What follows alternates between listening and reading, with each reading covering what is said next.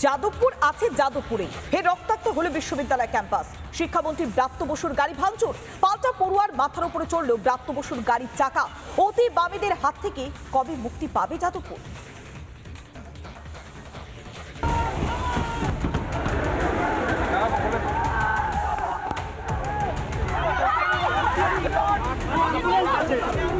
নৈরাজ্যের আরেক নাম যাদবপুর বিশ্ববিদ্যালয়। কখনো হোক কলরবের নামে অভব্যতা, কখনো আবার হোস্টেলে অকথ্য অত্যাচার করে পড়ুয়াকে খুন। শনিবার ফের রণক্ষেত্র হয়ে উঠল যাদবপুর বিশ্ববিদ্যালয়।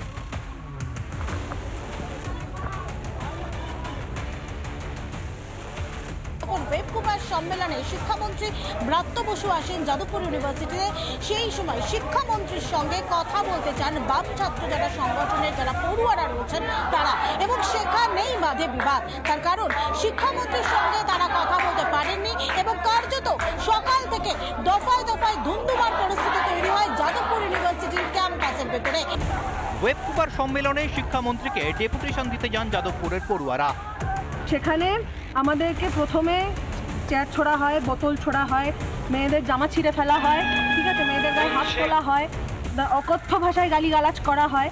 শিক্ষামন্ত্রীর গাড়ি ঘিরে ধরে বিক্ষোভ দেখাতে শুরু করেন পড়ুয়ারা। তখনই তাদের ওপর দিয়ে গাড়ি চালিয়ে দেওয়ার অভিযোগ।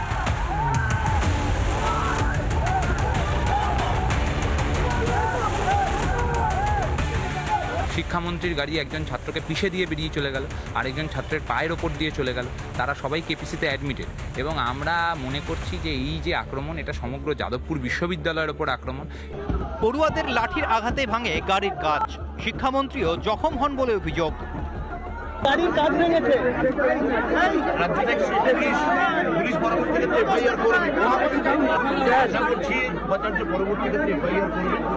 এরপরই ঘটনা অন্যদিকে মোড় নেয়।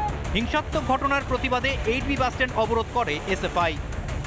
ক্যাম্পাসের ভিতরে কিভাবে পড়ুয়ারা আক্রান্ত হলেন এবং যারা যারা অভিযুক্তরা রয়েছে তাদের বিরুদ্ধে কড়া ব্যবস্থা নিতে হবে কর্তৃপক্ষকে। আর সে কারণে এই মুহূর্তে অরবিন্দ ভবনের সামনে এই মুহূর্তে যারা পড়ুয়ারা রয়েছেন, বাম ছাত্র সংগঠনের যারা পড়ুয়ারা রয়েছেন, তারা এই মুহূর্তে বিক্ষোভ প্রদর্শন করছেন। শিক্ষামন্ত্রী আক্রান্ত হতেই পথে নামে তৃণমূল।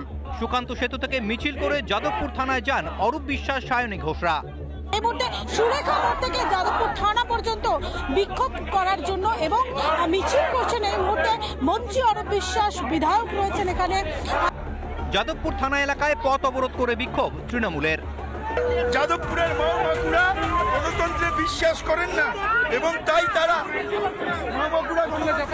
করেন না, তাই তারা আজকে অধ্যাপকদের উপরে আজকে হামলা চালিয়েছেন। যাদবপুরে যতবার সিপিএম হাঁটছে, মাও-মাকুড়া হাঁটছে, ততবার যাদবপুর ইউনিভার্সিটিতে গুন্ডাগার্দি করবার চেষ্টা করছে। 294টা সিটের মধ্যে একটা সিট এককভাবে জিততে পারে না। কিছু বাচ্চা বাচ্চা ছেলে মেয়েদের ঘাড়ে বন্দুক রেখে তারা ফায়দা তোলার চেষ্টা করছে, লাইমলাইটে থাকার চেষ্টা করছে। শিক্ষামন্ত্রীর পদত্যাগ চেয়ে ক্যাম্পাসে পাল্টা মিছিল যাদবপুরের পড়ুয়াদের। থানার সামনে সম্মুখ সমরে নামে বাম তৃণমূল। সেই রাস্তাটি কিন্তু বন্ধ হয়ে রয়েছে এবং অন্যদিকে প্রিন্স আনোয়ার শাহ রোডের যে অংশটি আসছে এসে যাদবপুরে কানেক্ট করছে, সেই অংশটিও কিন্তু বন্ধ হয়ে রয়েছে। অর্থাৎ কেন বারবার নৈরাজ্যের আঁতুড়ঘর হয়ে উঠছে যাদবপুরের মতো শিক্ষা প্রতিষ্ঠান? তুলিকা রায় ও অর্ণব মজুমদারের রিপোর্ট, রিপাবলিক বাংলা।